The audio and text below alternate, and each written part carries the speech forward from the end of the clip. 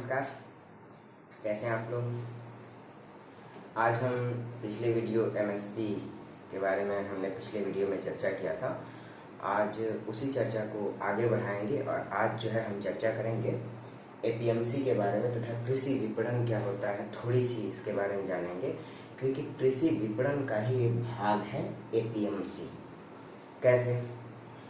तो अगर हम देखें तो वे सभी सेवाएं जो कृषि उपज को खेत से लेकर उपभोक्ता तक पहुंचाने में प्रयोग में आती हैं, उन सारी प्रक्रियाओं को हम क्या कहते हैं?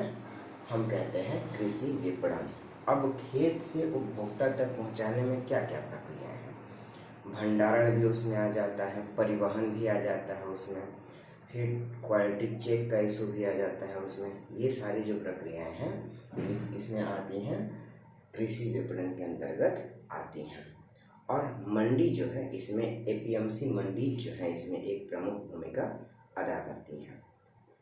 तो कैसे उनको हम समझेंगे? तो 1970 के दशक में APMC agricultural produce marketing committee आती है। आखिर ये एग्रीकल्चरल प्रोड्यूस मार्केटिंग एक्ट आया था और उसके तहत एपीएमसी मंडियों की स्थापना की गई। एपीएमसी एक्ट आया और सभी राज्यों ने अपने यहाँ कृषि मंडियों की स्थापना की। आखिर इन कृषि मंडियों की स्थापना हुई क्यों? तो इन कृषि मंडियों की स्थापना के पीछे मुख्य कारण ये था, क्योंकि आप समझिए कृषि विपणन जो है, क्योंकि किसानों के उत्पाद का जो मूल्य रहा है ये बहुत पहले से ही उनको नहीं मिला है सही तरीके से, ठीक है। और आज भी किसान जो है उसके लिए संकट में है और इसी वजह से ये 3 कृषि कानून आए। उसमें से भी जो पहला कानून है एफआरटीपी जिसको नाम है, तो उस पे ज़्यादा चर्चा का विषय बना हुआ है, क्योंकि वहाँ पे ये मंडियों के अस्तित्व को लेकर के संकट है। क्यों संकट है भाई, ज़रा इसको हम समझने का प्रयास करें तो देखेंगे कि प्रत्येक राज्य में एपीएमसी एक्ट के अंतर्गत मंडी प्रणाली की शुरुआत की गई है। यानी कि प्रत्येक राज्य ने अपने यहाँ मंडी लगाई है और पता है उस मंडी में बाजार कमेटी होती है, ठीक है। और बाजार कमेटी में 10 से 20 लोग होते हैं और फिर वो कौन होते हैं? वही लोग जो है कि किसानों के उत्पादों के मूल्य का निर्धारण करते हैं। अब वहाँ क्या होता है कि किसान अगर अपने उत्पाद को लेकर के जाता है तो बोली के माध्यम से उसके किसी उत्पाद का मूल्य निर्धारित किया जाता है। जैसे मान लीजिए कि आपने केला उगाया, ठीक है, और अगर आप केला लेकर के जाते हैं मंडी में तो उस मंडी में केले की बोली लगेगी, ठीक है। और बोली जब लगेगी तो मान लीजिए कि 20 रुपये, 40 रुपये, 100 रुपये और दर्जन के हिसाब से, कट्ठे के हिसाब से जैसे भी लग रही है तो वो लगेगी। और वो बोली लगने में क्या होता है कभी कभी कि वो जो बाजार समिति के लोग होते हैं वो कार्टेल बना लेते हैं और कार्टेल बना करके मूल्य को आगे बढ़ने ही नहीं देते हैं और किसानों के उत्पाद को एक फिक्स मूल्य में खरीद लिया जाता है, ठीक है। तो एक तो ये समस्या होती है। और वहाँ क्या हुआ कि इतने कम मूल्य में उस उत्पाद को खरीद लिया गया और बाजार में जब उपभोक्ताओं तक वही उत्पाद पहुँचेगा तो काफ़ी महंगे में पहुँचेगा। दूसरी समस्या क्या है? दूसरी समस्या जो है वो है बिचौलियों से। मान लीजिए कि किसी उत्पाद का मूल्य जो है एमएसपी पर बिकना है, कोई मान लीजिए कि गेहूं है, गेहूं एमएसपी पर बिकना है, 1 मिनट,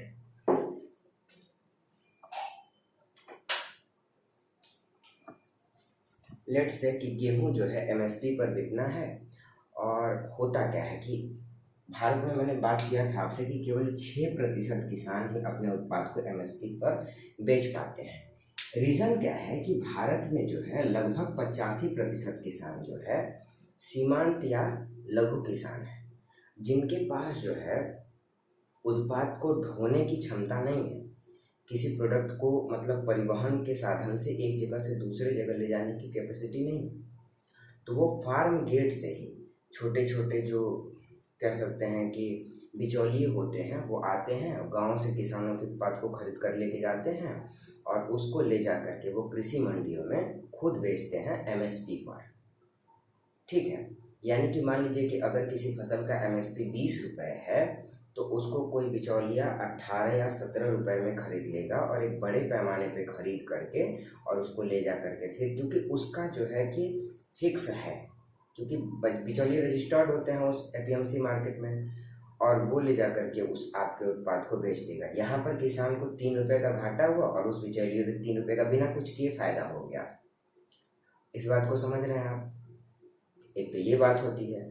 अब इससे क्या होता है कि मंडी में जाने के बाद उत्पाद और महंगा होता है, और फिर क्या होता है कि फार्म टू फोर्क यानी कि खेत से और उपभोक्ता तक जो है जाने में भारत में लगभग किसी भी कृषि उत्पाद में 65% तक का उछाल आ जाता है, बूम आ जाता है। और ये टाइम्स ऑफ इंडिया की रिपोर्ट है, 2019 की ऐसी रिपोर्ट है। तो आप समझ सकते हैं कि इससे कितनी बड़ी समस्या होती है कि कोई कृषि उत्पाद को किसान को तो एक तो फायदा नहीं मिला, दूसरी चीज़ ये कि उपभोक्ता तक भी वो महंगे में पहुंचेगा। इससे क्या होगा, फार्म टू फोर्क की कीमत बढ़ेगी। एक तो किसान को अपने उत्पाद का प्रॉपर मूल्य नहीं प्राप्त हुआ, और दूसरी बात उपभोक्ता को भी जो है उसका उचित प्राइस नहीं मिलेगा। ऐसे में महंगाई के भी एक आसार होंगे, है ना। और किसान जो है आप देख रहे हैं आत्महत्या करने पर मजबूर हो रहा है। क्यों? क्योंकि उसको उसके उत्पाद की सही कीमत नहीं मिल रही है। मैंने बोला ना, कार्टेल बना करके, अब अंगूर है, कार्टेल बना करके खरीद लिया गया, क्वालिटी चेक किया। तो जैसे मान लीजिए मैं किसान की कहानी सुनाऊं कि अगर किसान ने मान लीजिए कि दाल का उत्पादन किया, दलहन का उत्पादन किया, जब वह उसी दलहन को मार्केट में लेकर के जाएगा, तो मान लीजिए कि दलहन 80 रुपये किलो है, तो उसी दलहन का उसको प्राइस 50 रुपये किलो के हिसाब से मिलेगा। और वही दलहन फिर बाद में थोड़ा बहुत जो है रिफर्निश्ड करके उसको 80 रुपये पर केजी के हिसाब से दिया जाएगा। ऐसे में क्या होगा, मान लीजिए कि उसी किसान ने कभी मजबूरी में अपनी पूरी दाल को बेच दिया, और दोबारा अगर वो वही मार्केट में दाल, अपनी ही दाल खरीदने जाता है लेट से, तो उसको 80 में वही दाल बेची जाएगी। तो ऐसे में क्या दिक्कत है, इसको कैसे ख़त्म किया जा सकता है? क्योंकि इसके पीछे कोई कानून तो है नहीं, प्राइवेट में अगर आप दाल बेचते हैं तो इसके लिए जो नया कानून आया है ना, उसमें ये है कि अगर मान लीजिए कि कोई जो है कि बिजनेसमैन आपके दलहन को या फिर किसी भी एग्रीकल्चरल प्रोड्यूस को खरीदता है, ठीक है, तो आपको वो कितने दिनों के अंदर पैसा देगा ये भी फिक्स है। और अगर नहीं देता है तो फिर उसके लिए पूरी तरीके से एक जो है कह सकते हैं कि विवाद निस्तारण ग्रुप का भी उसमें प्रायोजन किया गया है, ठीक है। पहले तो ऐसा नहीं था, बिचौलिए खरीद के अपने उत्पादों को कहीं पे कितने में बेच देते थे। तीसरा जो सबसे बड़ा दोष है इस मंडी प्रणाली का, अभी मैं इसके बातों पे आऊँगा और क्या दोष है। तीसरा जो दोष इस मंडी प्रणाली का रहा वो ये रहा कि मान लीजिए कि किसान ने अपना उत्पाद बेच दिया कृषि मंडी में, अब उसमें लेटेंसी होती थी। मान लीजिए कि कभी कभी 6-6 महीने लग जाते हैं पैसे आने में। मान लीजिए आपने कुछ धान बेचा और पता चला कि 6 महीने बाद आपको उसका पैसा मिल रहा है, तो आखिर क्या फ़ायदा? आपको किसान को क्योंकि तुरंत पैसा चाहिए होता है, क्योंकि उसको दूसरी बुआई करनी है।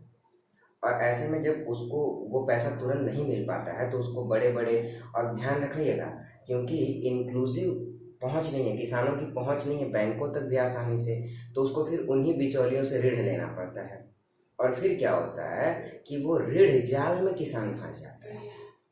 आप समझ सकते हैं कि उन्हीं बिचौलियों से फिर से उस किसान ने ऋण लिया, और फिर कभी कभी क्या होगा कि जब वो ऋण के जाल में है तो उसी बिचौलियों को बेचारे किसान को अपना उत्पाद मजबूरी में भी देना पड़ता है, तो वो कृषि मंडी तक नहीं पहुंच पाता है।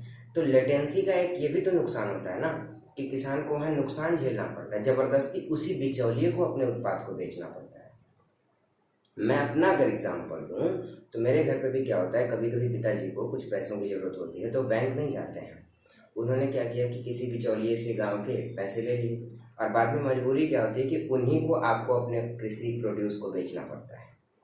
तो ऐसी चीज़ें होती हैं, किसान मजबूर होता है अपने प्रोड्यूस को बेचने के लिए, वो कृषि मंडी तक नहीं पहुंच पाता। तो एक तो ये बात रही।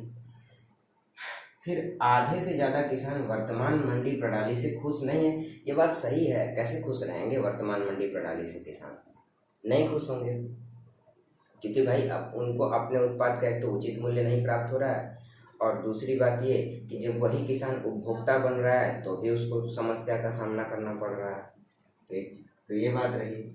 हाँ, कार्टलाइजेशन से प्राइस कंट्रोल मैं बता चुका हूँ कि किस प्रकार से कार्टलाइजेशन कर लिया जाता है, एक समूह बना लिया जाता है।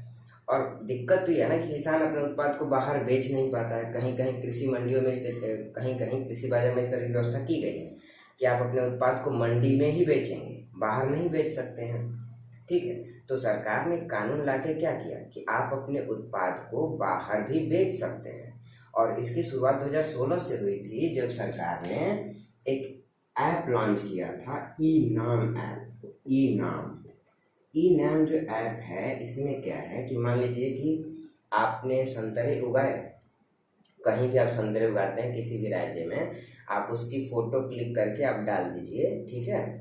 और कोई भी व्यक्ति किसी दूसरे राज्य से भी आपके उत्पाद का उचित मूल्य जो है दे करके, और आपके घर से वो अपने परिवहन के साधन से उस उत्पाद को अपने यहाँ लेकर के जा सकता है, ठीक है। और उसका जो भी उचित मूल्य होगा वो किसान को देगा।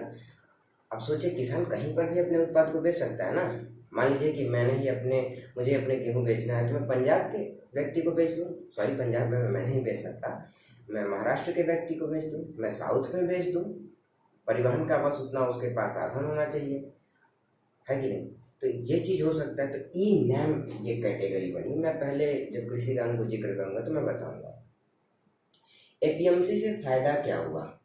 एपीएमसी से फ़ायदा ये हुआ कि पहले क्या होता था कि किसानों को अपने उत्पाद को बेचने का कोई एक निश्चित जगह नहीं था, कोई एक निश्चित प्लेस नहीं था। तो इसी के लिए जो है ये कृषि मंडियों को स्थापित किया गया। जब कृषि मंडियां स्थापित की गई तो भाई कम से कम एक निश्चित जगह तो मिल गई ना, जहां पर किसान अपने उत्पाद को लेकर जाकर और उसका उचित मूल्य प्राप्त कर सकता है। इससे कृषि विपणन की कुछ समस्याओं का तो सॉल्यूशन हुआ, लेकिन आपको पता है कि एक जब प्रणाली एक लंबे समय तक रह जाती है तो फिर क्या होता है कि उसमें कई सारे दोष उत्पन्न हो जाते हैं, और यही प्रक्रिया यहाँ पे हुई। तो आप सोच सकते हैं कि राजनीतिक कंट्रोल की वजह से जो बाजार समितियाँ होती हैं उसमें कुछ एक पार्टियों के चयनित लोग ही होते थे, और वो क्या करते हैं, किसानों का शोषण करते हैं अपने तरीके से, किसी भी उत्पाद का मूल्य निर्धारित कर देते हैं। अब ये जो नए कानून आ जाएंगे, इससे आप बाहर भी अपने उत्पाद को बेच सकते हैं। और किसी भी तरीके की समस्या होती है तो इसके लिए तो विवाद निवारण तंत्र की भी स्थापना की गई है। हालांकि विवाद निवारण तंत्र में कुछ एक दिक्कतें हैं जिनका मैं अगले वीडियो में आपसे जिक्र करूंगा कि उसमें क्या किया जा सकता है, और जो पहले कानून के 5 जो अलग अलग प्रायोजन हैं वो क्या क्या है। ठीक है, उम्मीद करता हूँ कि आपको ये वीडियो अच्छा लगा होगा। और हाँ, ये लघु एवं सीमांत किसानों के बारे में थोड़ा सा बता दूं कि भारत में बहुत छोटे किसान हैं। ये अगर चाहें तो सहकारी कृषि के माध्यम से, मतलब सभी लोग मिल करके और अपने उत्पाद को उगाएं और एक साथ सबको इकट्ठा करके और कृषि मंडी में अपने उत्पाद को बेच सकते हैं। या फिर वर्तमान में भी जो नई प्रणाली आई है, क्योंकि इससे फ़ायदा क्या होगा कि एक साथ किसी भी बिजनेसमैन को, किसी भी व्यापारी को बड़ा उत्पाद तक रीच हो जाएगी और वो आसानी से किसी गांव में आकर के फसलों को ले सकेगा। और जो छोटे और सीमांत किसान होंगे इनको बड़ा लैंड मिल जाएगा, एक बड़ी भूमि। तो भाई क्योंकि कई सारे लोग मिल के उगाएंगे तो हो सकता है कि जो खर्च है वो भी कम हो जाए। लेकिन इसके लिए कहीं ना कहीं कुछ एनजीओ वगैरह जो होंगी उनको काम करना होगा, गांव में जाकर के लोगों के बीच संबंधों को बहाल करना होगा, अच्छे संबंधों को बहाल करना होगा। नालियों को लेके जो झगड़े होते हैं गांव में प्रायः किसानों के बीच, उसको समाप्त करना होगा। इस तरीके से सहकारी कृषि एक विकल्प बन सकती है। वर्तमान जो कानून है इसके ध्येय में जिसके पास छोटे लैंड है, जिसके पास छोटी भूमि है, कि वो आपस में सामंजस्य स्थापित करके बड़े पैमाने पर कृषि को कर सकें। तो उम्मीद है आपको अच्छी लगी होगी वीडियो, और अच्छी लगी है तो मेरे चैनल को लाइक, शेयर और सब्सक्राइब करना ना भूलें। और इसी के साथ धन्यवाद।